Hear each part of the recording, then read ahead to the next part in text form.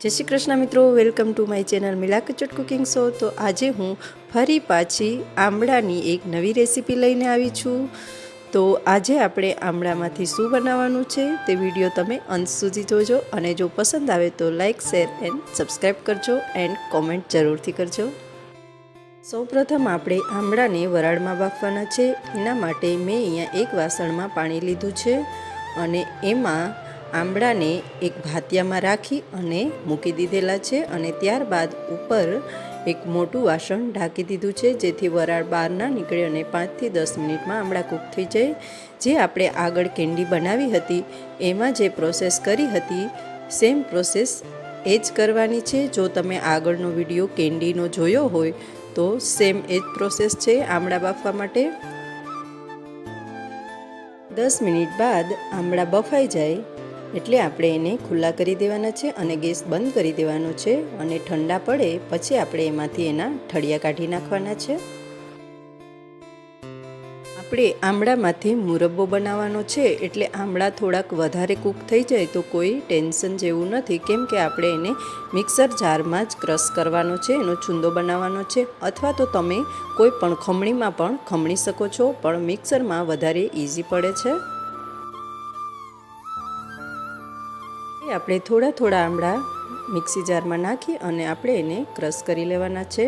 એકદમ ઘાટી પેસ્ટ બનાવી લેવાની છે આ રીતની। આપણા આમળા મુરબ્બો બનાવવા માટે રેડી છે। તો હવે આપણે એક વાસણમાં ગોળ લઈશું। જે વાસણમાં આપણે મુરબ્બો બનાવવાનો છે એમાં ડાયરેક્ટ મેં અહીંયા કિલો જેટલો ગોળ લીધો છે। જો કિલો આમળા હોય તો કિલો ગોળ લેવાનો છે, તમે એનાથી વધારે લો તો પણ ચાલે, કેમ કે આમળા ખાટા અને તુરા વધારે હોય છે એટલે ગોળની ક્વોન્ટિટી થોડીક વધારે જ રાખવાની છે અને ગોળને ઓગાળવાનો છે આ રીતે।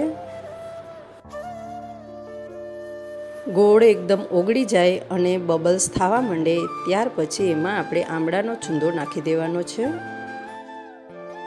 આ રીતનો ગોળ થાય એટલે આપણે એમાં આમળાનો છુંદો નાખી દઈશું।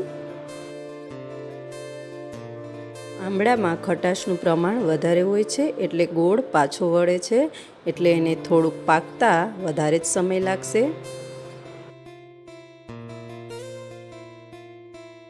બધું બરાબર મિક્સ કરી અને આપણે એને હલાવતા જ રહેવાનું છે। એકદમ ઘાટું થાય ત્યાં સુધી હલાવવાનું છે મુરબ્બાને।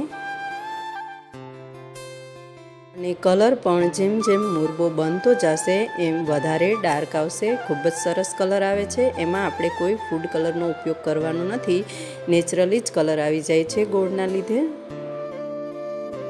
જો તમે આવી રીતે નોનસ્ટિકની પેનમાં બનાવતા હોય તો તમે સ્લો ગેસ રાખી અને ઢાંકીને એની રીતે વચ્ચે વચ્ચે ક્યારેક ક્યારેક હલાવતા રહેવાનું, બાકી એની રીતે ચડવા દો તો પણ ચાલે, દાઝે નહીં નોનસ્ટિકની પેન હોય તો। બાકી જો કોઈ એલ્યુમિનિયમમાં તો જો કે ખટાશવાળી વસ્તુ હોય એટલે ના બનાવાય, પણ સ્ટીલની કોઈ પેન હોય તો તમે એને હલાવવો જરૂરી છે, કેમ કે દાઝવાનો ચાન્સ રહે છે।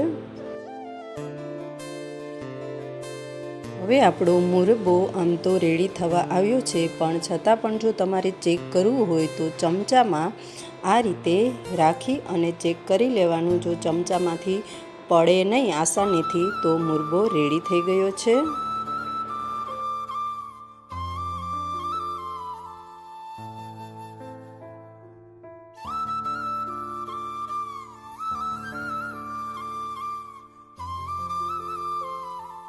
તો તમે મુરબ્બામાં ચમચો ઊભો રાખી અને પણ ચેક કરી શકો છો। જો ચમચો એમાં ઊભો રહી જાય તો મુરબ્બો રેડી થઈ ગયો છે અને ગોળ પણ એકદમ પાકી ગયો છે અને આમળાનું પાણી બધું શોષાઈ ગયું છે।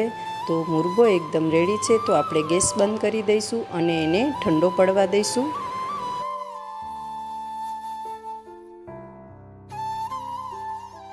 હવે આપણો મુરબ્બો ઠંડો પડી ગયો છે। મેં 7 થી 8 કલાક માટે એને એમણે જ રહેવા દીધો હતો અને ત્યારબાદ આપણે કોઈ એરટાઇટ બરણીમાં ભરી દેવાનો છે અને એને આપણે ફ્રીજમાં નથી રાખવાનો, બહાર જ આ રીતે રાખવાનો છે। તમે એને આખું વરસ પણ સ્ટોર કરી શકો છો। તો શિયાળામાં મળતા આ આમળા હેલ્થ માટે ખૂબ જ સારા છે અને ખાસ કરીને સ્કિન અને હેર માટે ખૂબ જ સારા છે.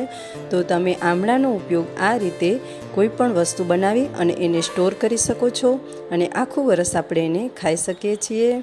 તો તમને કેવી લાગી મારી આ રેસીપી મને કોમેન્ટ કરી જરૂરથી જણાવજો.